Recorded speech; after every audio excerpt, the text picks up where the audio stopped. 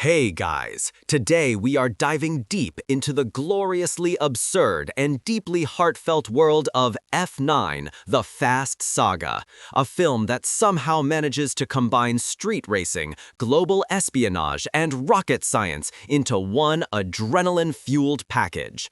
We are going to break down every impossible jump, every emotional revelation, and every time someone reminds us what family truly means. So, buckle up, because this is going to be a wild ride. And if you had a good time with this, a like and a subscribe is a free way to help me keep making more.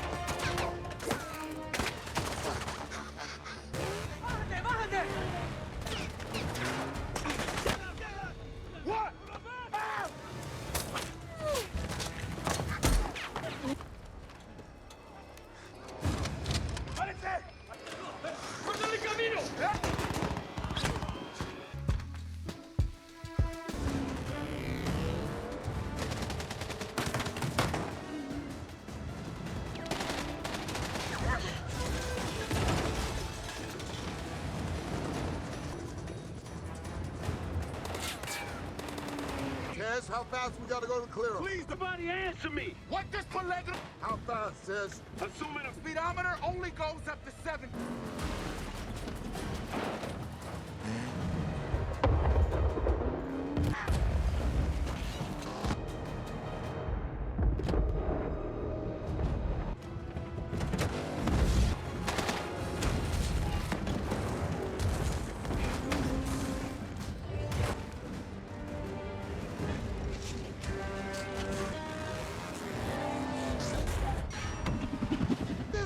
Go!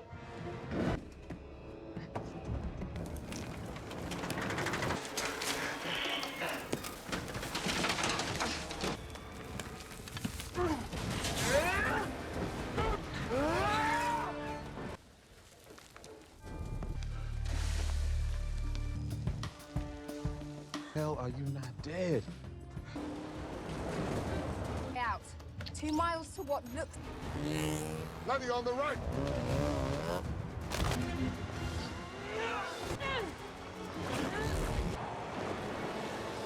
The device.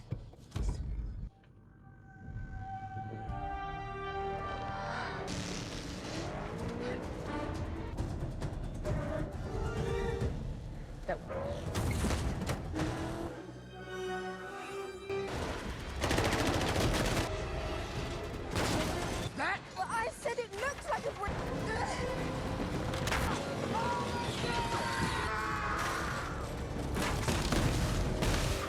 Military's not giving up. We gotta.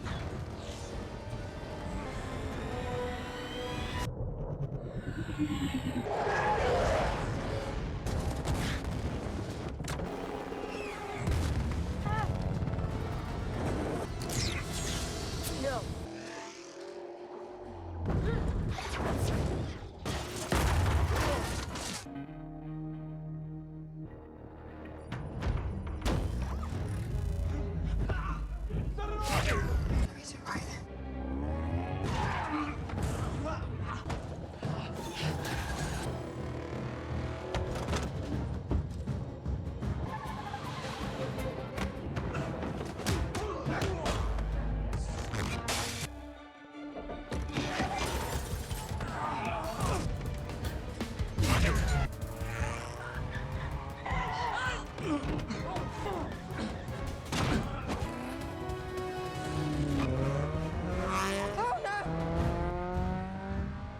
That one was my fault.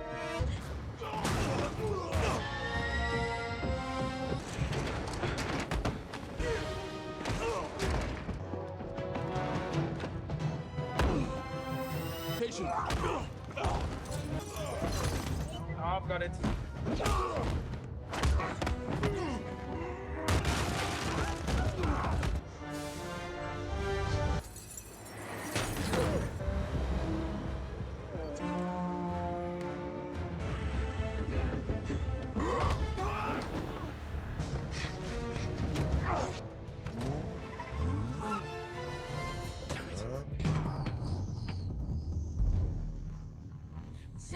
Got and issues will hunt you down. Has been polarized. Now it's time for the fighter jets. Being shipped to the stock and breed.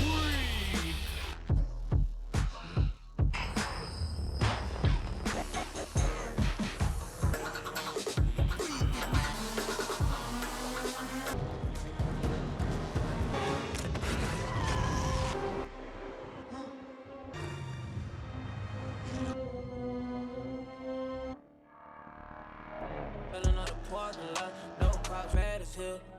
Oh.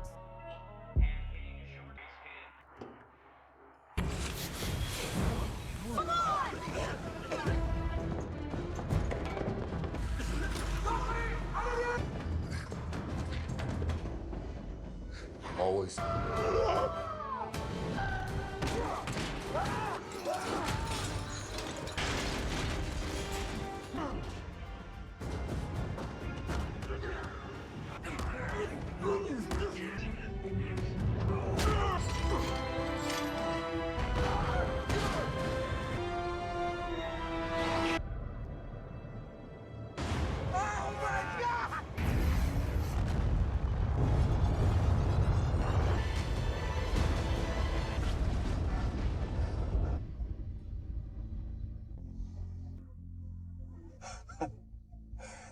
Easy, bro. Eat. Well, I eat cash. Don't you sit To the freaking junkyard right now!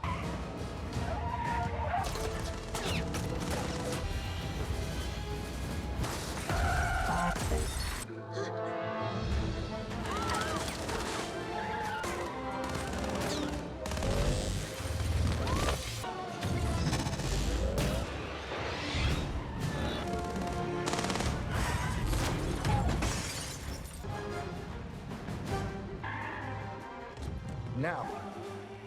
Letty.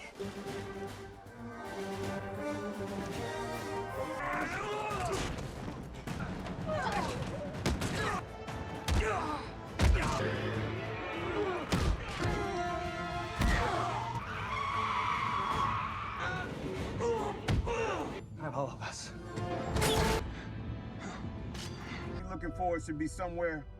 Tash, numbers is what.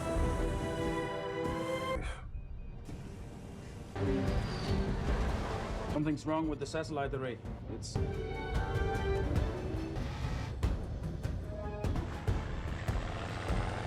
I think I can link into their feed. Tell me, Otto. My bad. It was out of the box, Jacob. You were never my competition. Man, I am so sorry. No one... World.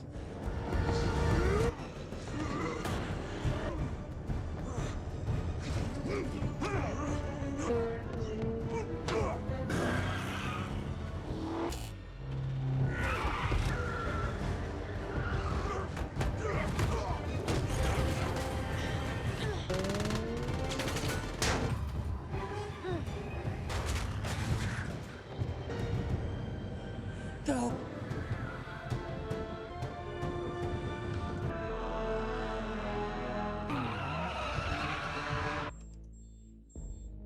Jacob, and well, Dom is making... You ready, Al? Break it. If we can't break it.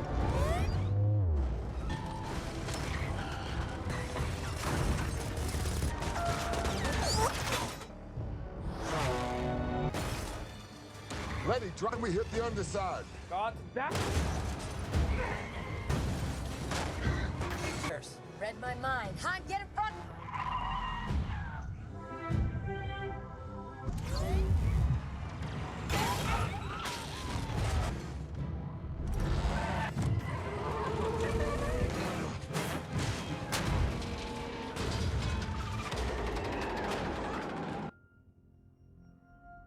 All right, take our time. Hold on. Come on. Damn it. Complete. Probably die. And even if we faith, bro, faith him. Right. Probably just been lucky this might be it. If we're gonna go out. What's happening up there? We've got seconds Let's go.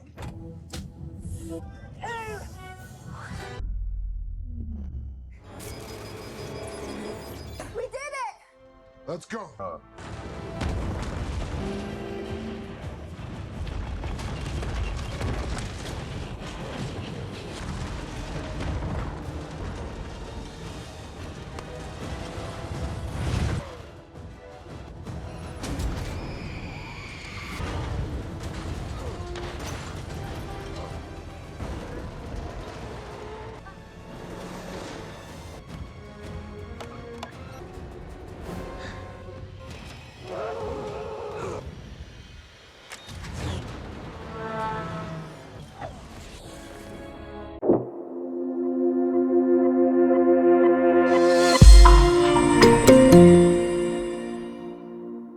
Dominic Toretto finds himself pulled back into the world of high-stakes espionage when his estranged brother, Jakob, emerges as a master criminal, aiming to unleash a world-threatening device known as Project Ares. With the fate of humanity hanging in the balance, Dom and his crew must confront long-buried family secrets, survive impossible car chases, and even venture into space, all while navigating the treacherous schemes of their old enemy, Cipher. Our story, or at least the foundation of Dom's deeply rooted issues, actually begins way back in 1989. We're transported to a dusty, sun-baked racetrack, the roar of stock car engines a visceral presence shaking the very ground. Young Dominic, a wiry and intense kid, watches his father, Jack Toretto, a man of quiet strength and unwavering dedication, as he works on his beloved stock car. The scent of gasoline and burnt rubber hangs heavy in the air, a familiar comfort for the Toretto boys. Young Jakob, Dom's younger brother, is also there, observing with a focused intensity that hints at the formidable operative he'll become. The tension is palpable even before the race begins. There's a quiet rivalry, a competitive spirit between the brothers that the film quickly establishes as a deep-seated fracture point. The race itself is a symphony of controlled chaos. Engines scream, tires squeal in protest as cars jostle for position, their metal bodies groaning under the strain. Jack Toretto is in the lead, pushing his machine to its limits, the cheers of the crowd a distant hum against the mechanical symphony. Then, in a sickening crunch of metal and a sudden burst of flame, disaster strikes. A rival car clips Jack's vehicle, sending it spiraling into the barrier. The impact is brutal, a deafening clang, followed by the horrifying silence that only accompanies such a catastrophic event. Smoke billows into the sky, a dark plume against the bright afternoon. Young Dom rushes forward, his heart pounding in his chest, a desperate plea escaping his lips. He sees his father, trapped, dying, and hears the terrible accusations hurled his way by Jakob, who blames Dom for tinkering with the car that fateful day. This single, traumatic event, steeped in grief and misunderstanding, forms the gaping wound between the Toretto brothers, a wound that festers for decades. The race itself is a symphony of controlled chaos. Engines scream, tires squeal in protest as cars jostle for position, their metal bodies groaning under the strain. Jack Toretto is in the lead, pushing his machine to its limits, the cheers of the crowd a distant hum against the mechanical symphony. Then, in a sickening crunch of metal and a sudden burst of flame, disaster strikes. A rival car clips Jack's vehicle, sending it spiraling into the barrier. The impact is brutal, a deafening clang, followed by the horrifying silence that only accompanies such a catastrophic event. Smoke billows into the sky, a dark plume against the bright afternoon. Young Dom rushes forward, his heart pounding in his chest, a desperate plea escaping his lips. He sees his father, trapped, dying, and hears the terrible accusations hurled his way by Jakob, who blames Dom for tinkering with the car that fateful day. This single, traumatic event, steeped in grief and misunderstanding, forms the gaping wound between the Toretto brothers, a wound that festers for decades. Fast forward to the present, and we find Dominic Toretto, now a man seasoned by years of high-octane adventures, attempting a semblance of peace. He's living off the grid on a remote farm, far from the city lights, the scent of fresh earth and the chirping of crickets replacing the engine fumes and gunfire of his past. He's with Letty, the love of his life, and their young son, Brian. The scene is idyllic, almost too perfect. Dom is teaching little Brian how to work on a tractor, the rhythmic clang of tools against metal echoing in the quiet barn. The image of domestic tranquility is striking, especially for a man who lives life a quarter mile at a time. Letty, ever the pragmatist, senses Dom's underlying restlessness. She knows a man like Dom can't simply trade supercars for farm equipment forever. The quiet life, while beautiful, feels like a temporary reprieve. Their peace, as expected, is shattered by the arrival of an old friend, or rather, a familiar group of friends with an urgent message. Roman, Tej, and Ramsey burst onto their serene farm, their usual boisterous energy a jarring contrast to the quiet. Roman, with his characteristic blend of humor and occasional exasperation, is already complaining about the state of their intel. Tej, ever the tech wizard, is frantically tapping away at a tablet, his brows furrowed in concern.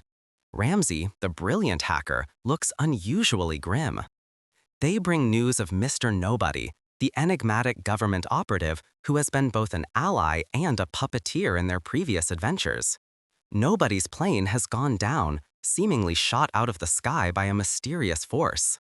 On board was a critical package, something called Project Ares, a device so dangerous it could plunge the world into chaos. The situation is dire, and the crew's faces reflect the gravity of the threat. The quiet farm instantly transforms into a strategic command center, the sounds of their urgent whispered conversations replacing the gentle hum of nature. Dom, despite his desire for a peaceful life, knows he cannot turn away from this. The call of duty and the implicit danger to his own family is too strong to ignore. The past, in its loudest, most explosive form, has come knocking. The hunt for Mr. Nobody's plane wreckage leads Dom and his crew to the dense, sun-drenched jungles of Monte Quinto. The air is thick with humidity, the oppressive heat a stark contrast to the cold calculation of the mission. The drone footage Tej pilots through the dense canopy shows the mangled remains of the jet, a twisted metal carcass against the vibrant green. It's a somber sight, a testament to the brutal efficiency of whatever brought it down. As they meticulously search the crash site, the sounds of snapping twigs and rustling leaves are magnified by the tension. They're not alone. Suddenly, the jungle explodes with gunfire. The distinctive crack of rifle shots rips through the air, forcing the team to scatter. Dom, ever the leader, yells commands, his voice a guttural roar above the din. The fight quickly escalates from a search and rescue to a full-blown combat zone. But this isn't just any combat. They quickly realize the opposition has a strange, powerful weapon, an electromagnetic device, a giant, mobile magnet that rips through the jungle, tearing metal objects from their moorings with an unsettling metallic shriek. Trees splinter and crumble as cars are violently wrenched from the ground, flung through the air like toys. It's a chaos of twisted metal and flying debris, a testament to the sheer destructive force of this new threat. During the escalating chaos, the magnet snatches Dom's car, pulling it inexorably towards a massive armored truck, a hulking metallic beast at the heart of the enemy's operation. The groaning of stressed metal, the grinding of gears, the high-pitched whine of the magnet's energy field, it all converges into a terrifying symphony. Dom, with a primal yell, leaps from his car just before it's crushed. He's on foot, dodging bullets and the erratic pull of the magnet, a blur of motion through the jungle. He sees Tej in peril, his car pinned and about to be destroyed. Without a second thought, Dom executes an insane physics-defying leap, swinging on a dangling vine, a human projectile launched through the air. He crashes into Tej's car, narrowly pulling his friend to safety just as the vehicle is obliterated.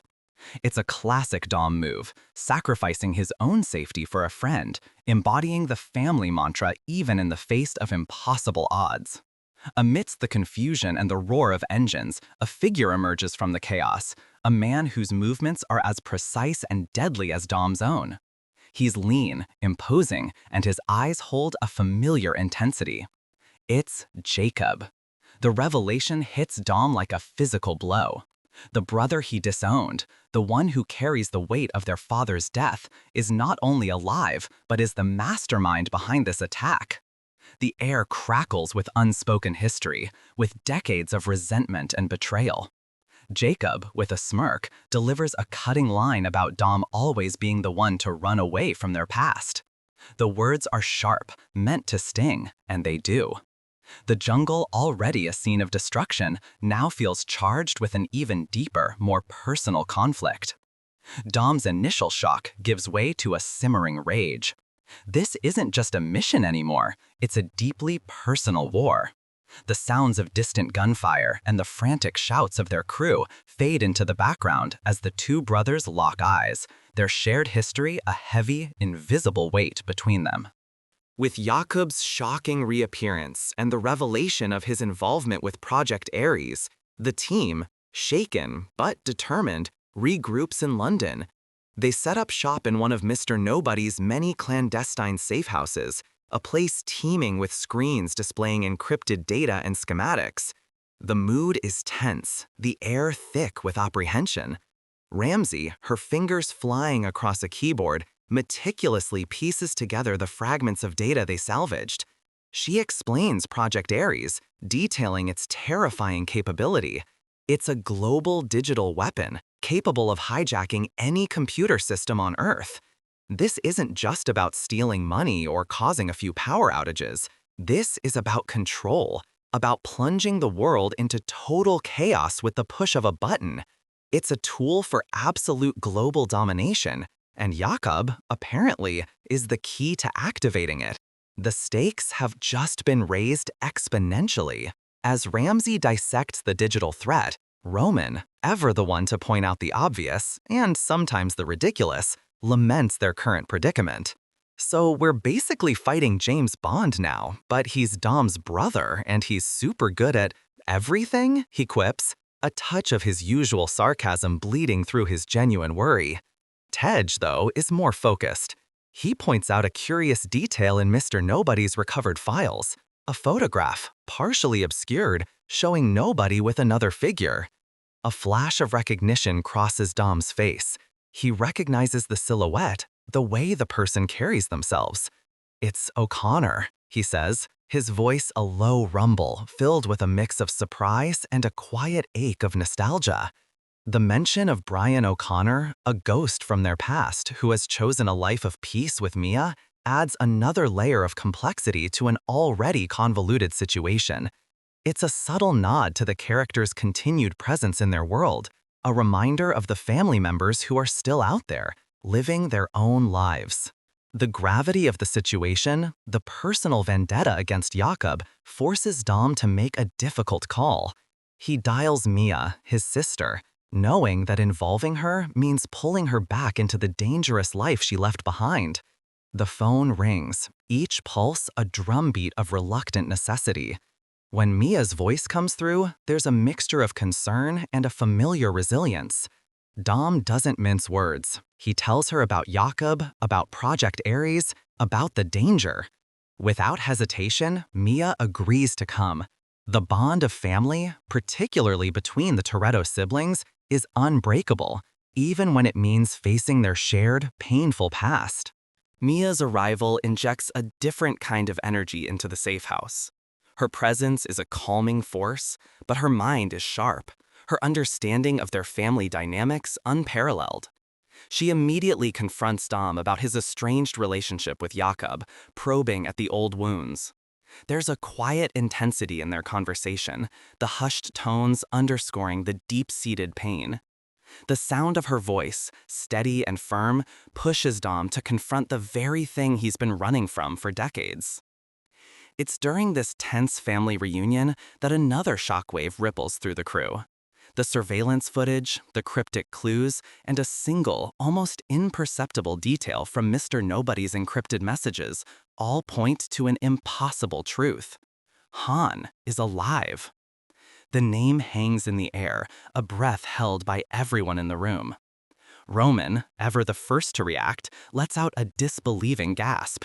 Han? Like our Han? The one who exploded in Tokyo? Again? The sheer audacity of the suggestion, the idea that someone they mourned so profoundly could be walking among the living, is almost too much to process. Tej, usually so composed, stares wide-eyed at the screen, a slow grin spreading across his face. The movie then takes us on a journey back in time, to the streets of Tokyo, to provide context for this monumental revelation. The scene replays the devastating crash we saw in the Fast and the Furious Tokyo Drift, and again in Fast and Furious 6. The brutal impact, the crunch of metal, the subsequent explosion, the fiery inferno that consumed Han's RX-7. The sounds are just as visceral, the impact just as shocking. But this time, we see it from a different perspective. We see Mr. Nobody, that cunning, shadowy figure, orchestrating a deception. He's there, a master puppeteer, pulling the strings. It's revealed that Han's death was a meticulously staged illusion, a deep cover operation designed to protect a young woman named Elle, and, more importantly, a crucial component of Project Ares. A unique DNA-activated key passed down through Elle's family that can control the device. The death was to protect Han and Elle from the very forces now pursuing Project Ares. The revelation unfolds with the precision of a Swiss watch, each piece clicking into place, the sound of the explanation satisfyingly tying together loose ends from previous films. Han, a man of quiet wisdom and unwavering loyalty, has been living under the radar, a ghost in the machine, protecting Elle and the dangerous secret for years. The sheer audacity of this plot twist, of course, elicits a collective groan of how many times can they fake someone's death from the audience. But hey, it's Fast and Furious. Suspension of disbelief is practically a required skill. With the knowledge of Han's survival, the team shifts their focus to finding him and Elle. Their next lead takes them to Edinburgh, Scotland, a city of ancient cobblestone streets and historic architecture, which, naturally, is about to become the backdrop for another ludicrous car chase. The team has discovered that Jakob, with Otto's backing, plans to steal the second key to Project Ares during a high-profile convoy transfer. The plan is simple, yet utterly insane. Disrupt the convoy, snatch the key, and stop Jakob. The chase begins with a deafening roar of engines and the piercing wail of police sirens echoing through the narrow streets. Jakob, ever the master operative, drives a monstrous armored truck, a hulking metallic beast impervious to conventional attacks. His crew, a well-oiled machine of skilled drivers and combatants, are like shadows, weaving through traffic with ruthless efficiency. Dom, in his signature Charger, is right on their tail, the guttural rumble of his engine a familiar battle cry. Letty and Mia, in other modified vehicles, are a whirlwind of controlled aggression, their tires squealing as they take impossible turns. But the real star of this show, aside from the sheer chaos, is Ramsey's magnificent magnet car. This specially modified vehicle houses an enormous, remotely activated electromagnet. The metallic hum of its activation is quickly followed by a guttural groan of tearing metal as it snatches vehicles, lampposts, and anything else metallic from the streets, flinging them aside like discarded toys. The sound is utterly incredible, a symphony of destruction. Imagine the loud clang of a colossal magnet slamming shut, followed by the sickening crunch of a car's chassis as it's pulled apart, its engine screaming in protest. It's glorious.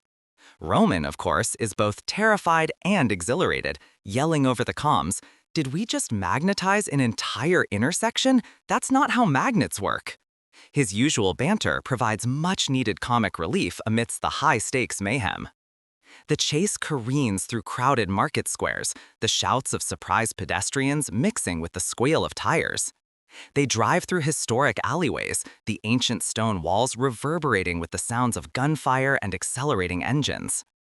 At one point, Dom, showing off his uncanny ability to perform gravity-defying stunts, uses the magnet to launch his car over a building. The crunch of asphalt, the momentary weightlessness, and the rough landing are all described in vivid detail. It's a moment that truly pushes the boundaries of belief, even for this franchise. Roman, of course, is both terrified and exhilarated, yelling over the comms, "Did we just magnetize an entire intersection? That's not how magnets work." His usual banter provides much-needed comic relief amidst the high-stakes mayhem. The chase careens through crowded market squares, the shouts of surprised pedestrians mixing with the squeal of tires. They drive through historic alleyways, the ancient stone walls reverberating with the sounds of gunfire and accelerating engines. At one point, Dom, showing off his uncanny ability to perform gravity-defying stunts, uses the magnet to launch his car over a building. The crunch of asphalt, the momentary weightlessness, and the rough landing are all described in vivid detail. It's a moment that truly pushes the boundaries of belief, even for this franchise. The climax of the Edinburgh sequence is a desperate confrontation on the rooftops. Dom, having crashed his Charger in a spectacularly dramatic fashion, finds himself face-to-face with Jakob on the very edge of a tall building. The wind whips around them, a chilling whisper against the backdrop of the city lights below. The fight is brutal, raw, a visceral clash of two brothers who have held decades of resentment in their fists. Each punch lands with a sickening thud, each block a sharp crack of bone against bone. There's no fancy choreography here, just pure, unadulterated rage and skill. The grunts of effort, the sharp intakes of breath, the rustle of their clothes, all contribute to the intense physicality of the scene. Jakob, with a cold, calculating precision, manages to secure the second key to Project Ares, narrowly escaping Dom's grasp. The metallic click of the key being secured, the soft hiss of his grapple hook, and the whoosh of his descent are the final sounds of his victory. Dom watches him disappear into the night, the weight of his failure heavy on his shoulders, the familial betrayal burning even deeper than before. The city's distant hum seems to mock him, the sounds of distant sirens fading into the night. Following the devastating loss of the second Project Ares key, Dom returns to his childhood home, a place steeped in both cherished memories and profound trauma. The familiar scent of old wood and worn leather fills the air, a sensory trigger for the flood of emotions brewing within him. The house, usually a sanctuary, now feels like a cage, amplifying his frustration and guilt. Mia, ever perceptive, recognizes the tempest raging inside her brother. She sits him down, her voice a calm, steady anchor in his emotional storm. She knows that to truly defeat Jakob, Dom must first confront the ghosts of their past. And so, Dom finally opens up, recounting the painful truth of their father's death, the secret he has carried for so long. He reveals how, after the fatal stock car accident, he found Jakob working on their father's car, making adjustments to the engine. He confesses to the simmering anger, the feeling of betrayal, the belief that Jakob's tinkering had somehow contributed to their father's demise. The words are heavy, laden with years of unspoken anguish. The sound of Dom's voice, usually a deep rumble of confidence, is now strained, filled with a raw vulnerability. He describes the metallic tang of fear and grief in his mouth that day, the way his hands shook as he confronted his younger brother. Jakob, in Dom's recollection, had remained silent, his face a mask of defiance and pain, refusing to deny or explain. This perceived lack of remorse, this crushing silence, had been the final straw for Dom, leading to his brutal banishment of Jakob, effectively severing their familial ties. The flashback to that pivotal moment is heartbreaking. We see young Dom, his face contorted with grief and rage, his voice cracking as he tells Jakob to leave, to never come back. The sickening thud of the door slamming shut, sealing their fate, echoes through the house. The sounds of breaking crockery, the crash of a chair being overturned, all paint a vivid picture of the sheer emotional devastation. Jakob's silent, defeated departure, the shuffle of his feet on the dirt road, is as impactful as any explosion. But Mia, a conduit for understanding and healing, challenges Dom's long-held narrative. She questions the absolute certainty of his assumptions, urging him to consider other possibilities, to look beyond his own pain. The conversation is quiet but intense, their voices low, almost conspiratorial, the weight of their family history pressing down on them. Mia plants a seed of doubt, suggesting that Jakob's silence might have stemmed from a place of shame or protection rather than guilt. The revelation leaves Dom visibly shaken, the foundation of his lifelong grudge beginning to crack. The truth, as they say, is often far more complicated than a simple blame game. Meanwhile, unbeknownst to Dom's crew, Cipher, the nefarious cyber-terrorist, is still pulling strings from the shadows, her sinister laughter a chilling counterpoint to the Toretto family drama. She is working with Otto, a wealthy and enigmatic figure who seems to have an endless supply of resources and a questionable moral compass. Their plan, revealed in a series of tense, hushed conversations peppered with the cold clicks of keyboards, is to fully activate Project Ares. They need both halves of the device, and with Jakob having secured the second key, they are agonizingly close. Cipher, with her signature blend of chilling calm and cutting wit, manipulates Otto, praising his ambition while subtly reminding him who truly holds the power. She explains that Jakob is merely a pawn in her grand design, a disposable tool to achieve her ultimate goal of global cyber warfare. The sounds of their conspiratorial whispers, punctuated by the soft beeping of their communication devices, underscore the insidious nature of their alliance. The ticking clock of Project Ares activation hangs heavy in the air, a silent threat to the entire world. The long-anticipated reunion with Han finally takes place in Tokyo, a city bustling with vibrant lights and an almost overwhelming symphony of urban sounds. The distant murmur of countless conversations, the soft hiss of pneumatic doors on bullet trains, the endless hum of electricity. It's a sensory overload, yet beneath it all, there's a quiet tension. Dom, Mia, Letty, Roman, Tej, and Ramsey arrive at a hidden safe house, a quiet oasis amidst the urban sprawl. The door slides open with a gentle whoosh, revealing Han. He stands there, a ghost brought back to life, his signature stoic calm unwavering, a faint, knowing smile playing on his lips. The sight of him elicits a chorus of gasps, a mix of relief and disbelief from the crew. Roman, predictably, is the most vocal, his voice thick with emotion. "Han, you magnificent bastard! We thought you were ramen!" he exclaims, a watery laugh escaping him as he rushes forward for a bone-crushing hug. The sound of their heartfelt embraces, the pats on the back, and the choked-up greetings are a stark contrast to the usual explosions and gunfire. Han, with his characteristic quiet grace, introduces them to Elle, the young woman he has been protecting for years. Elle is a fascinating character, quiet and watchful, but with a fierce intelligence in her eyes. She is revealed to be the true key to Project Ares, or rather, her unique DNA. She explains that the device was created by her parents, brilliant scientists who wanted to build a failsafe for the world's digital infrastructure, something that could reset everything if it went wrong. But they also built in a security measure. It could only be activated by a specific genetic code, hers. The story unfolds, told in Han's calm, measured tones, and Elle's soft yet firm voice. We learn about the ruthless assassins who hunted her parents, the desperate measures Mr. Nobody took to protect her, including faking Han's death. The sound of Han's gentle reassurances to Elle, the rustle of her jacket as she shifts nervously, all contribute to the emotional weight of the scene. The team then moves to a secret underground facility, a place humming with unseen technology. Here, the true horror of Project Ares is laid bare.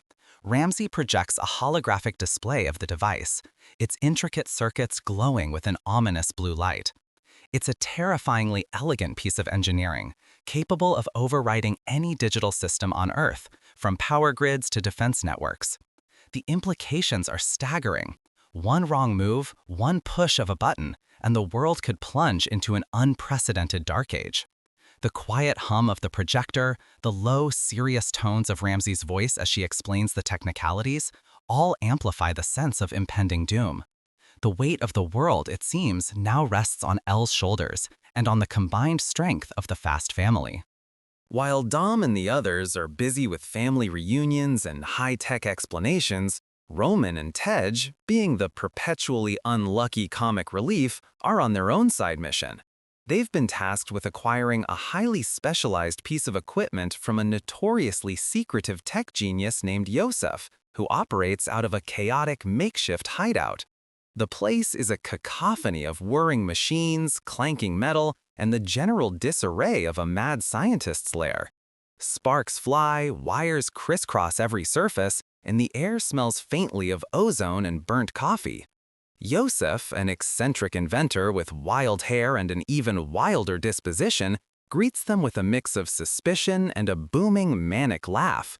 He quickly realizes Roman and Tej aren't exactly tech-savvy.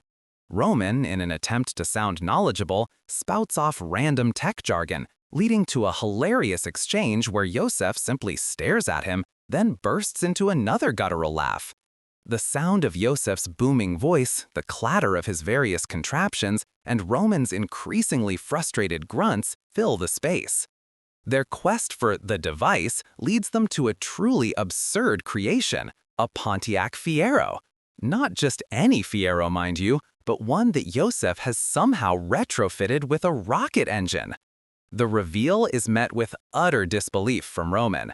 A Fiero? That's our ticket to what? The moon? Are we going to space now? He deadpans, his voice dripping with incredulity. Tej, however, with his brilliant mind, sees the potential, despite the inherent ridiculousness. The Fiero, gleaming with its new, questionable propulsion system, sits proudly amidst the chaos, looking both out of place and perfectly at home in this universe. The metallic clink of the wrench, the hiss of a hydraulic pipe, the faint whirring of the rocket engine's components all add to the sense of bizarre invention. Yosef assures them it's fully functional, though his definition of functional might be a little different from theirs. Roman's muttered protestations and Tej's quiet contemplation set the stage for one of the most memorable and utterly insane sequences in the entire franchise. The sounds of their bickering and Yosef's proud hooting create a comedic symphony, a brief respite before the inevitable, explosive action. The stage for the final climactic showdown is set in Tbilisi, a city with a striking blend of ancient architecture and modern infrastructure, all about to be thoroughly demolished. Jakob, backed by Otto and the formidable forces of Cipher, has successfully initiated Project Ares. Their goal? To launch a satellite that will broadcast the Ares signal globally, plunging the world into a new era of cybernetic control. The air thrums with a palpable tension, the distant rumble of approaching engines signaling the start of the final battle. The city streets become a chaotic battlefield. Dom and his crew, a blur of highly tuned metal and strategic brilliance, unleash their full arsenal. The distinctive roar of Dom's charger, the high-pitched whine of Letty's bike, the aggressive growl of Tej's customized vehicle. It's a symphony of horsepower and controlled mayhem. The primary target is a massive, armored truck, a truly monstrous vehicle, rumbling through the streets like an unstoppable juggernaut.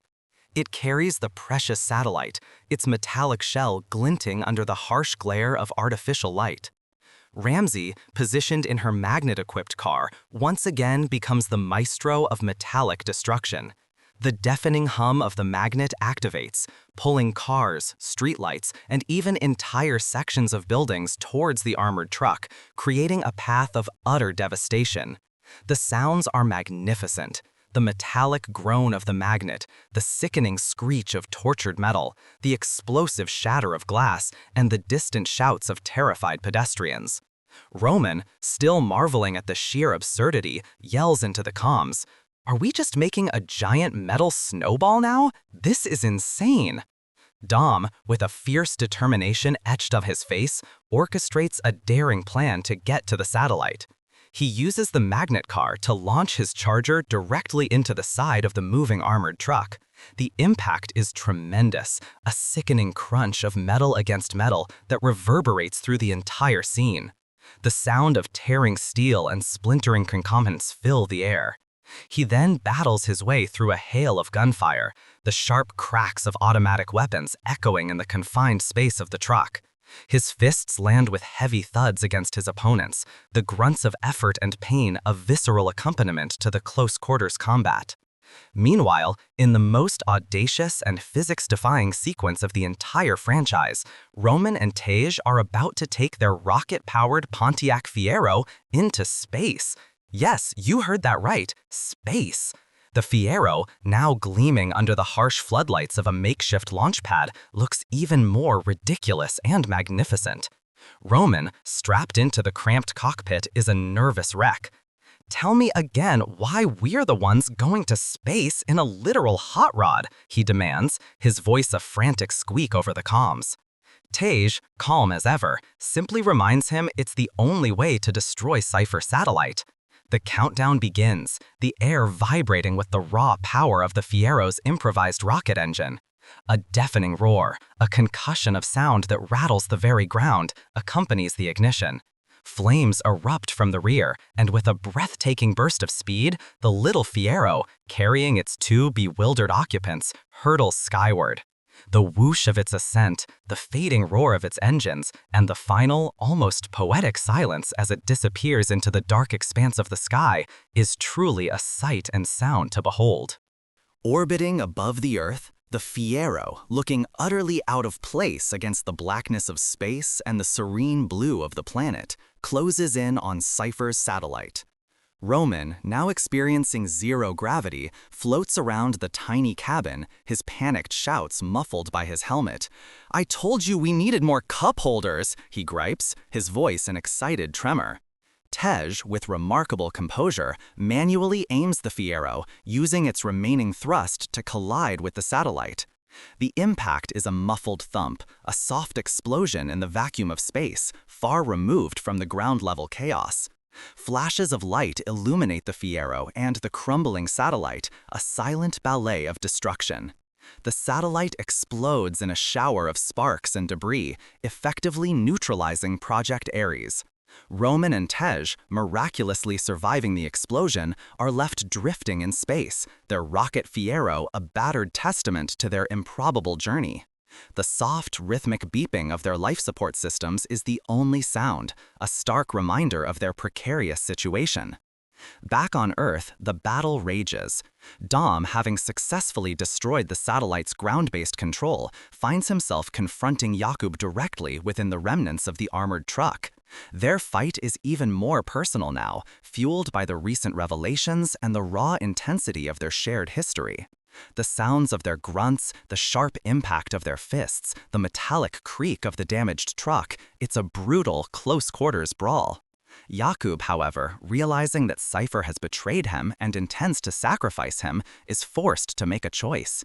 In a surprising turn, he sides with Dom, helping him to escape Cipher's remaining forces.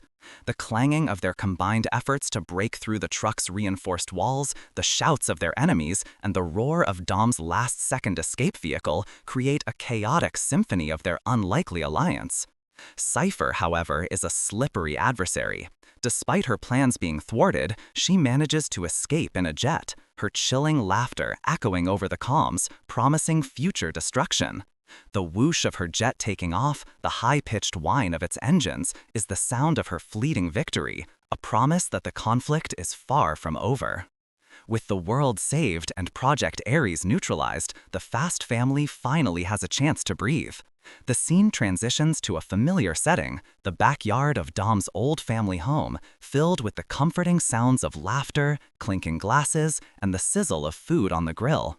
It's a quintessential Toretto family barbecue, a ritual that signifies peace and togetherness after every world-saving ordeal. Little Brian chases a ball, his innocent giggles a beautiful counterpoint to the relief in the adults' faces. Han, having fully rejoined the family, is sitting beside Elle, a protective hand on her shoulder. The quiet murmur of their conversation is warm and reassuring. Roman, still recounting his space adventure with exaggerated hand gestures and booming laughter, has everyone in stitches. Tej and Ramsey, their tech genius minds finally unplugged, share a rare, contented smile. Letty, ever the rock, leans her head against Dom's shoulder, the quiet rustle of her jacket and the soft beat of their hearts, a testament to their enduring love. Amidst the joyful reunion, Jakob makes a quiet, almost unnoticed departure. He exchanges a knowing look with Dom, a silent acknowledgement of their complicated past and their tentative reconciliation. There's no grand apology, no dramatic embrace, just a shared understanding forged in the crucible of battle. Dom simply nods, a small, almost imperceptible gesture that speaks volumes. Jakob gets into a familiar, sleek car, the low rumble of its engine a soft farewell. He drives off into the sunset, choosing his own path, perhaps for good this time, the crunch of his tires on the gravel driveway fading into the distance. It's a moment of quiet grace, a recognition that not all family wounds heal perfectly, but they can, perhaps, find a new way to coexist. As the evening draws to a close, a very specific, iconic vehicle pulls into the driveway. It's a blue Nissan Skyline, instantly recognizable, its engine humming a gentle, familiar tune. The sound of its tires on the gravel, the distinct purr of its engine, causes everyone to pause, their conversations softening. Dom, with a knowing smile, looks towards the car, a silent invitation in his eyes. The implication is clear. Brian O'Connor, their absent brother, is here. The door opens, but the camera doesn't show who steps out, leaving it to the audience's imagination, a poignant nod to a beloved character and the enduring power of family, even beyond the screen. The quiet hum of the Skyline's engine, the collective intake of breath from the family, creates a powerful moment of reverence and hope. As we look back at the wild ride that was F9, it's impossible not to be struck by the enduring, almost gravitational pull of family in this saga. This isn't just about cars or explosions, though we certainly got a healthy dose of both. It's about the unbreakable bonds we forge, the secrets we keep, and the arduous journey of forgiveness. Dom's path with Jakob reminds us that confronting our past, even the most painful parts, is essential for true healing, and that sometimes the ones we push away are the ones who need us most. It's a testament to the idea that no matter how far we drift or how many impossible obstacles we face, the heart of our chosen or biological family will always call us home. As we look back at the wild ride that was F9, it's impossible not to be struck by the enduring, almost gravitational pull of family in this saga. This isn't just about cars or explosions, though we certainly got a healthy dose of both. It's about the unbreakable bonds we forge, the secrets we keep, and the arduous journey of forgiveness. Dom's path with Jakob reminds us that confronting our past, even the most painful parts, is essential for true healing, and that sometimes the ones we push away are the ones who need us most. It's a testament to the idea that no matter how far we drift or how many impossible obstacles we face, the heart of our chosen or biological family will always call us home. F9 is a film that fully embraces its legacy, taking the Fast and Furious franchise to new, literally stratospheric heights. It leans into the absurdity with joy, while never forgetting the emotional core that makes these characters so beloved. It's a spectacle of vehicular mayhem and brotherly drama that proves there's still plenty of fuel left in the tank for this family.